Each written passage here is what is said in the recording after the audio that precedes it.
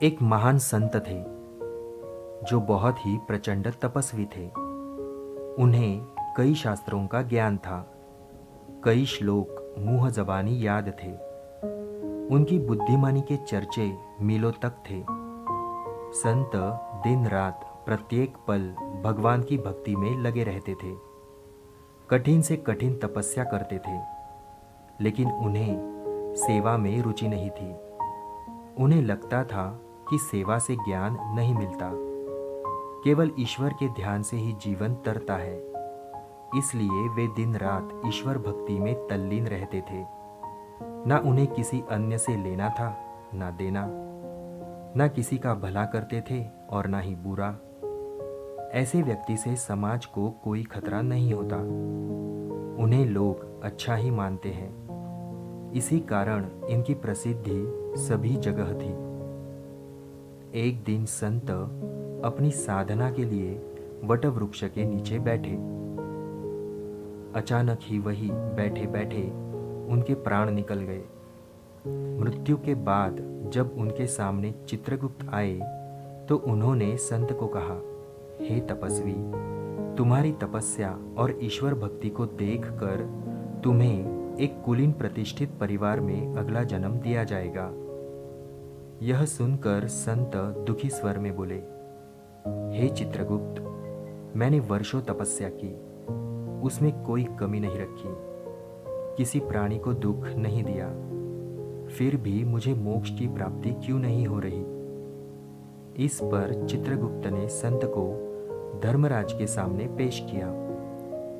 संत ने अपनी सारी व्यथा धर्मराज से कही, अपने सारे धार्मिक कर्मकांड के बारे में विस्तार से कहा। यह सब सुनकर धर्मराज मुस्कुराए और उन्होंने कहा, हे वत्स, वास्तव में तुम मानव धर्म को जान ही नहीं पाए। मुझे पता है तुमने कठिन से कठिन तप किया, किसी को कष्ट नहीं दिया, लेकिन तुमने परोपकार भी नहीं किया। अपने अर्जित ज्ञान से किसी अज्ञानी की मदद नहीं की, किसी रोगी का उपचार नहीं किया, किसी भटके राही को सही मार्ग नहीं दिखाया। वास्तव में तुम जानते ही नहीं हो कि परोपकार ही असल मायने में मानव धर्म है। सेवा भाव ही मानव जीवन का आधार होना चाहिए।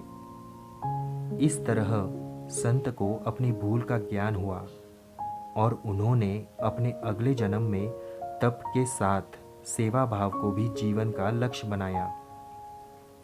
फिर उन्हें वर्षों बाद मोक्ष की प्राप्ति हुई। वास्तव में इंसान को यह पता ही नहीं होता कि धर्म क्या है, और वो दिन रात धार्मिक कर्म कांड में लगा रहता है। जैसे हमेशा एक बात सुनने में आती है कि तीज त्योहार पर लोग ब्राह्मण को दान देते और भोजन कराते हैं।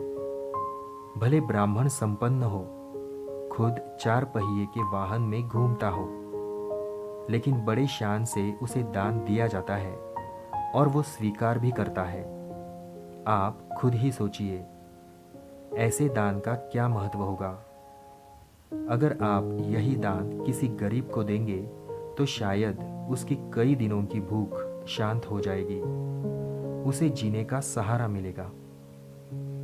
कई घंटों तक पूजा करना या भजन करना गलत नहीं है, लेकिन अगर यही वक्त किसी अनपढ़ को पढ़ाने अथवा किसी रोगी की सेवा में लगाए तो किसी का भला जरूर होगा, और ईश्वर की नज़रों में यह उसकी सच्ची उपासना ही होगी।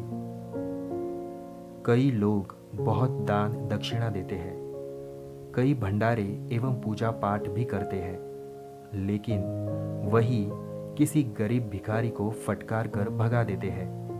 क्या यह धर्म है? हमेशा ही सब्जी फल लेते वक्त पैसे का मोल भाव करते हैं, लड़ते हैं।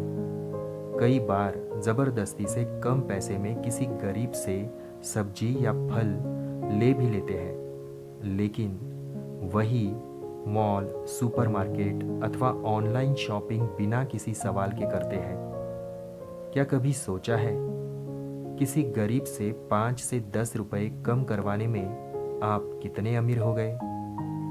लेकिन हाँ, उस सब्जी वाले के लिए इस कारण महीने की कम से कम 5 रातें खाली पेट ज़रूर सोई होंगी।